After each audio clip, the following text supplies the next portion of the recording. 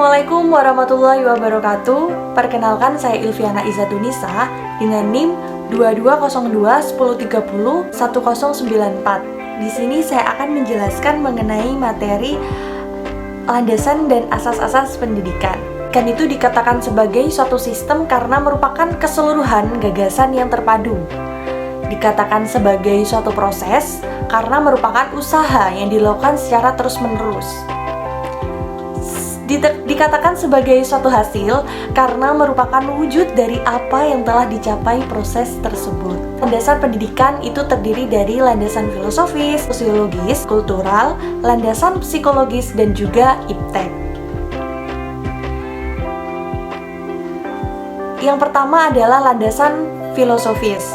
Nah, jadi landasan filosofis ini bersumber dari suatu pandangan-pandangan dalam filsafat pendidikan, keyakinan terhadap hakikat manusia, nilai pengetahuan tentang kehidupan. Yang kedua, terkait dengan landasan sosiologis adalah masyarakat menjadi pendidikan itu berkenan dengan perkembangan kebutuhan dan karakteristik masyarakat. Pendidikan akan berjalan apa yang dibutuhkan masyarakat. Ya, jadi karakter masyarakat pun akan berpengaruh terhadap pendidikan.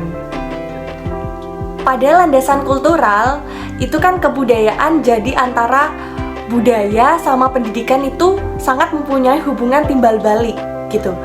Jadi gimana kebudayaan itu dapat dilestarikan melalui pendidikan dari generasi pendidikan itu juga.